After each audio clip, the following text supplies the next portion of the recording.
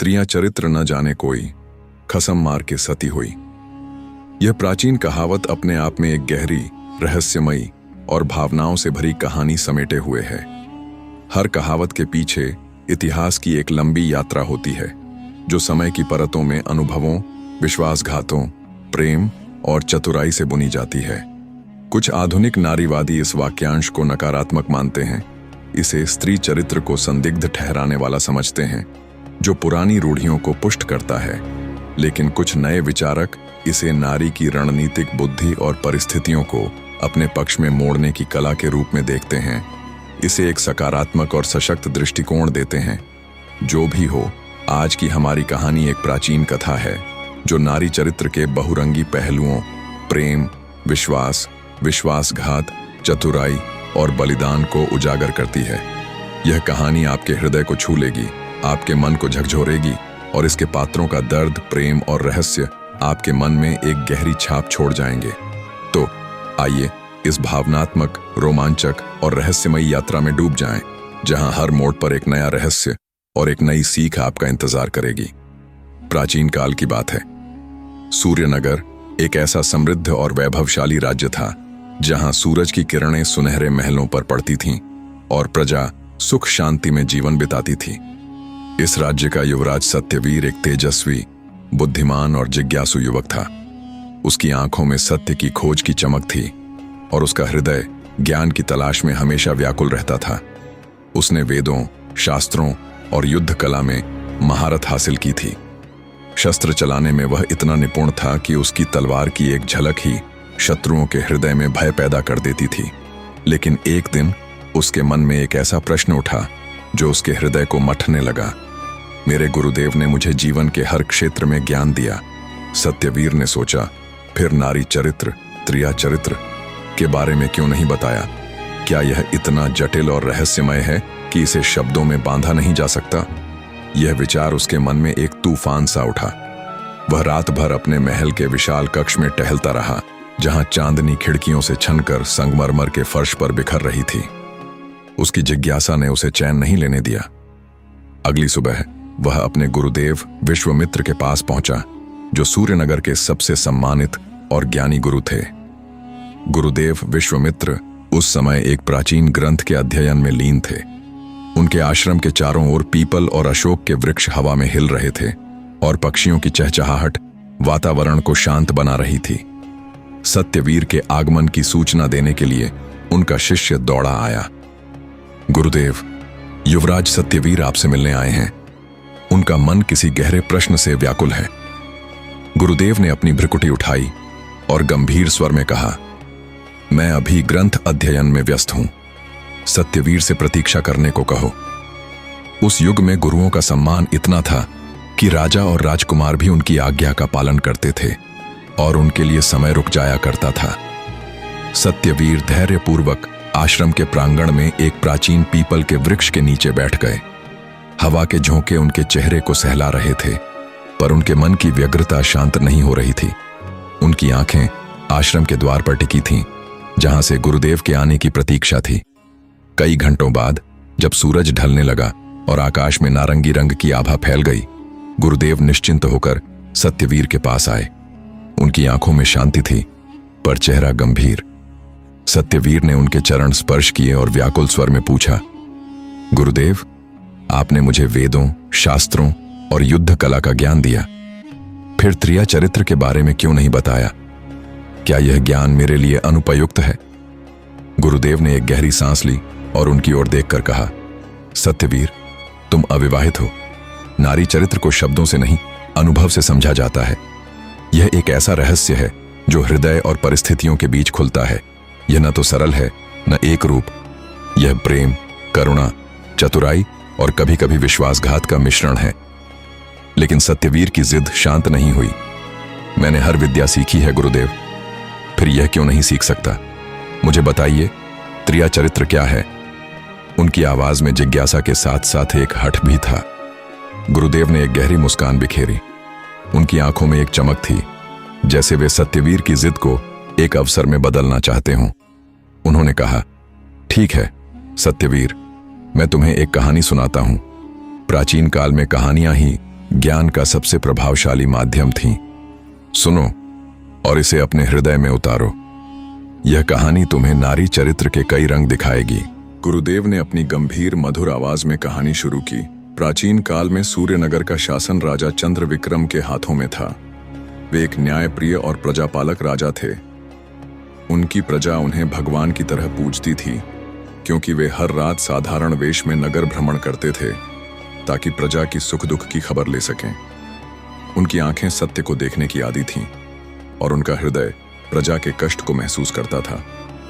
एक रात जब चांद की किरणें नगर की संकरी गलियों को चांदी सी रोशनी से नहला रही थीं, राजा ने एक पुरुष को एक धनी सौदागर के घर में चुपके से घुसते देखा।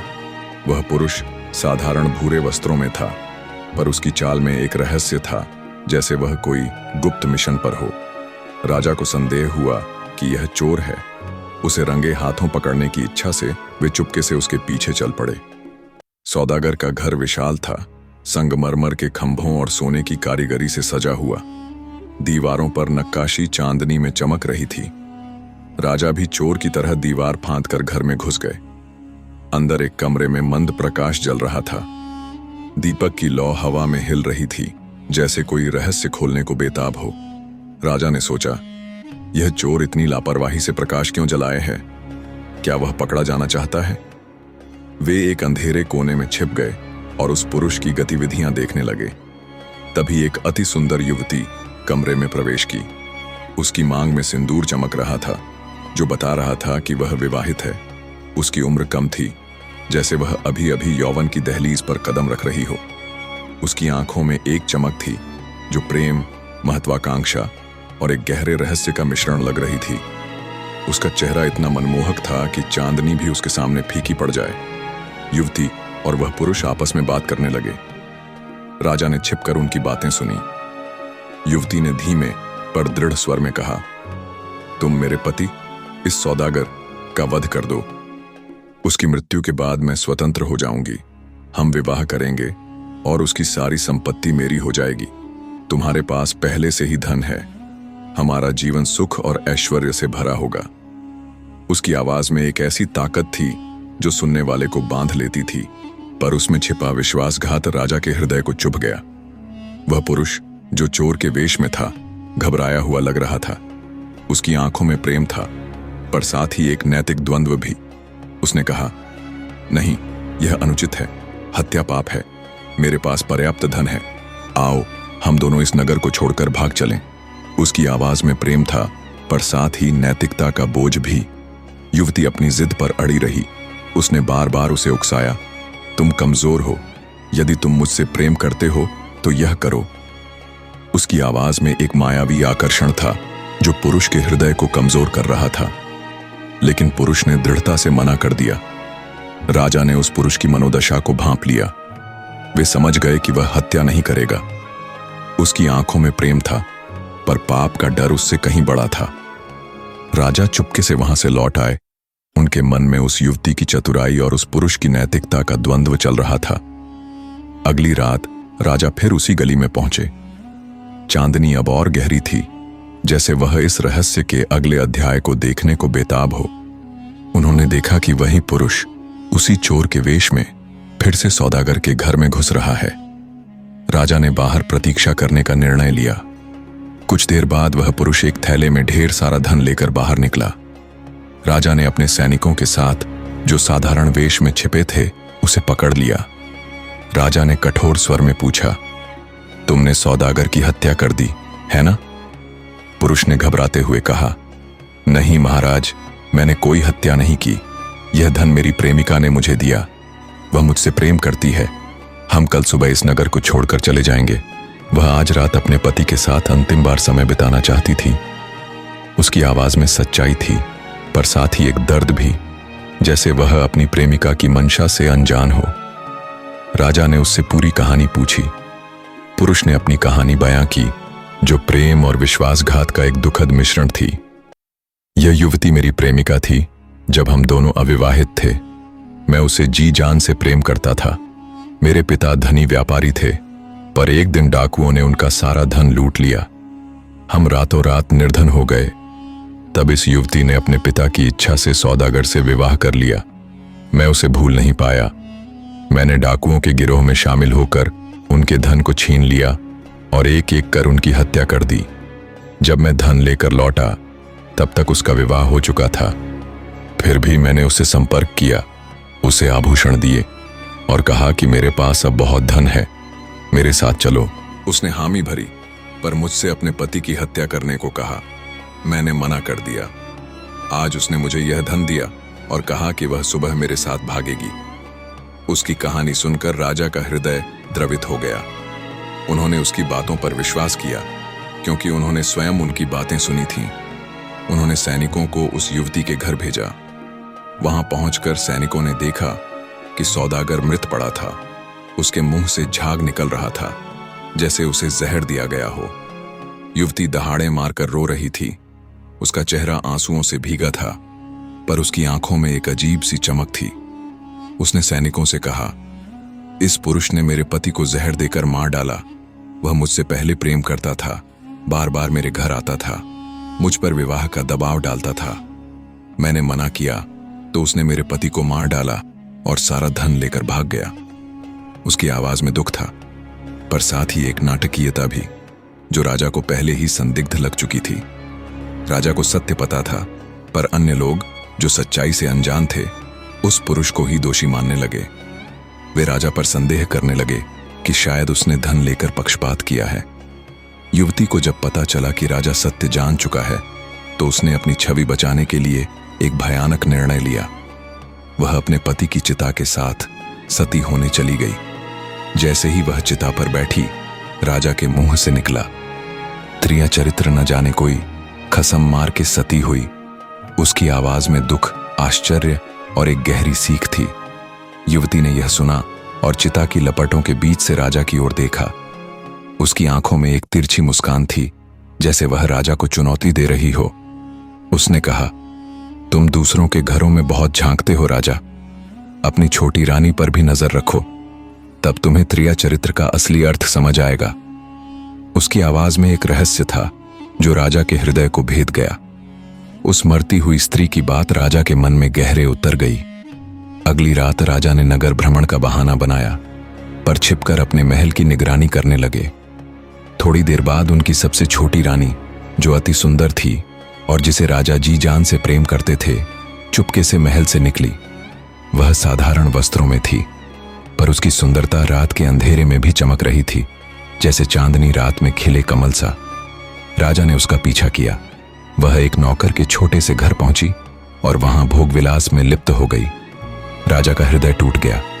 उन्होंने सोचा, मैंने इसे इतना प्रेम दिया, इसे हर सुख दिया, फिर भी यह एक नौकर के प्रेम में डूब गई। क्रोध और दुख की लहरें उनके मन में उठीं। उन्होंने तलवार निकाली और दोनों का वध कर दिया। उस रात राजा का विश्वास टूट गया। उन्हें राजपाट से वैराग्य हो गया। वे एक नदी के तट पर चले गए और तपस्या में लीन हो गए। तपस्या ने उनके मन को शांति दी, पर उनके हृदय में वह दर्द और वह सीख हमेशा रही। गुरुदेव ने यह कहानी सत्यवीर को सुनाई। कहानी समाप्त होने पर सत्यवीर का चेहरा विचार मग्न था, पर उनकी आंखों में संदेह था। उन्होंने कहा, गुरुदेव, यह तो मात्र एक कहानी है, क्या ऐसा वास्तव में होता है? गुरुदेव ने गहरी सांस ली और बोले, सत्यवीर, मैंने कहा था तुम्हें अनुभव के बिना विश्वास नहीं होगा। नारी चरित्र को समझने के लिए तुम्हें स्वयं इसका सामना करना होगा। गुरुदेव एक सच्चे गुरु थे। वे अपने शिष्य की जिज्ञासा को अधूरा नहीं छोड़ सकते थे। उन्होंने सत्यवीर के पिता राजा धर्मपाल से अनुमति ली और एक दिन सत्यवीर को बुलाकर बोले, चंद्रपुर के राजा की पुत्री सौम्या अति बुद्धिमान और चतुर है। वह ज्ञान और सौंदर्य की मूर्ति है, जैसे सरस्वती और लक्ष्मी का संगम। मेरा एक गुप्त पत्र है, तुम इसे लेकर उसके पास जाओ, लेकिन ध्यान रहे तुम युवराज के वेश में नहीं, एक साधारण संदेशवाहक बनकर जाओ। इस पत्र को खोलना नहीं, यह अति गोपनीय है। मैं केवल तुम पर भरोसा करता हूं। सत्यवीर ने गुरुदेव की आज्ञा मानी। उन्होंने साधारण भूरे वस्त्र पहने, जैसे कोई साधारण यात्री हो, और चंद्रपुर की ओर चल पड़े। चंद्रपुर की सीमा में पहुंचकर वे एक रमणीय उद्यान में गए। जहां सौम्या अपनी सहेलियों के साथ विहार करती थी। उद्यान में फूलों की सुगंध और पक्षियों की चहचहाहट थी, पर पुरुषों का प्रवेश वर्जित था। सत्यवीर ने गुरुदेव की मुहर वाला पत्र दिखाया और प्रतिहारियों ने उन्हें अंदर जाने दिया। उद्यान में सत्यवीर ने एक ऐसी युवती देखी जो अपनी सहेलियों के बीच चांदनी सी चमक रही थी। उसकी उम्र कम थी, पर उसकी सुंदरता और आभूषण उसे अप्सरा सी बना रहे थे। उसकी आंखों में एक चमक थी जो बुद्धि और रहस्य का मिश्रण लग रही थी। सत्यवीर ने समझ लिया कि यही सौम्या है। उन्होंने विनम्रता से प्रणाम किया और कहा, यह पत्र गुरुदेव ने आपके लिए भेजा है। सौम्या ने पत्र लिया। उसने मुहर देखी जो गुरुदेव की थी, क्योंकि वह भी उनकी शिष्या रह चुकी थी। पत्र खोलकर उसने पढ़ा। उसमें लिखा था, इस युवक को त्रिया चरित्र का अनुभव कराओ। सौम्या ने पढ़कर एक रहस्यमयी मुस्कान बिखेरी, जैसे वह पहले से ही इस चुनौती के लिए तैयार हो। उसने अपनी सहेलियों को वहीं रहने को कहा और सत्यवीर को लेकर उद्यान के एक कोने में एक शांत सरोवर के किनारे चली गई। सरोवर का पानी चांदनी में चमक रहा था, जैसे वह भी इस रहस्य का हिस्सा हो। अचानक सौम्या ने बचाओ बचाओ चिल्लाना शुरू कर दिया। उसने सत्यवीर पर पानी उछाला और स्वयं सरोवर में कूद गई। उसका शरीर पानी से भीग गया और वह और भी अधिक सुंदर लगने लगी, जैसे कोई जल परी हो। वह चिल्लाती रही। उसकी आवाज में भय और नाटकीयता थी। सहेलियां और प्रतिहारी दौड़कर आए। सबको लगा कि इस संदेशवाहक ने कुछ अनुचित किया है। वे क्रोध में उसे मारने को तैयार हो गए। सत्यवीर घबरा गए। वे बार बार कह रहे थे, मैंने कुछ नहीं किया, मैंने कुछ नहीं किया, पर उनकी आवाज भीड़ के क्रोध में दब रही थी। सौम्या नाटकीय ढंग से रो रही थी, जैसे वह भयभीत हो। फिर अचानक वह शांत हुई और बोली, मैं पत्र पढ़ते हुए सरोवर के किनारे थी। मेरा पांव फिसल गया और मैं डूबने लगी। इस संदेशवाहक ने अपने प्राणों की परवाह न करते हुए मुझे बचा लिया। पल भर में माहौल बदल गया। जो लोग सत्यवीर को अपराधी मान रहे थे, अब उसे नायक समझने लगे। सत्यवीर की आंखों में आश्चर्य और प्रशंसा थी। उन्होंने सौम्या की चतुराई देख ली, कैसे उसने पल भर में सारी परिस्थिति को अपने पक्ष में कर लिया। वे समझ गए कि नारी चरित्र कितना जटिल और प्रभावशाली हो सकता है। सत्यवीर ने सौम्या को अपना परिचय दिया। उनकी आंखों में एक नया सम्मान था। लौटकर उन्होंने अपने पिता राजा धर्मपाल से कहा कि वे सौम्या से विवाह करना चाहते हैं। गुरुदेव ने पहले ही राजा से बात कर ली थी। सौम्या के पिता को भी यह रिश्ता पसंद आया, क्योंकि सूर्यनगर एक समृद्ध राज्य था। दोनों राजघरानों में विवाह की बात पक्की हो गई। सत्यवीर और सौम्या का विवाह हुआ और सत्यवीर ने त्रिया चरित्र की अनुभव सिद्ध शिक्षा प्राप्त कर ली। यह कहानी यहीं समाप्त होती है। यह कथा न तो स्त्रियों को नकारात्मक दर्शाती है, न पुरुषों को। यह बताती है कि चरित्र व्यक्ति पर निर्भर करता है।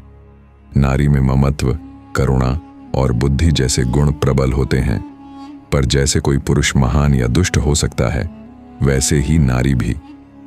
सत्यवीर ने न केवल सौम्या की चतुराई का सम्मान किया, बल्कि उसकी बुद्धि और साहस को अपने जीवन का हिस्सा बनाया। उनकी प्रेम कहानी एक नई शुरुआत थी, जो सत्य, सम्मान और समझ पर आधारित थी। यह कहानी सत्यवीर के हृदय में हमेशा रही और उनके जीवन को एक नई दिशा दी। अगर आपको कहानी पसंद आई हो तो वीडियो को लाइक करें और चैनल को सब्सक्राइब करें। जल्दी मिलते हैं एक नई कहानी में। तब तक अपना ख्याल रखें। धन्यवाद।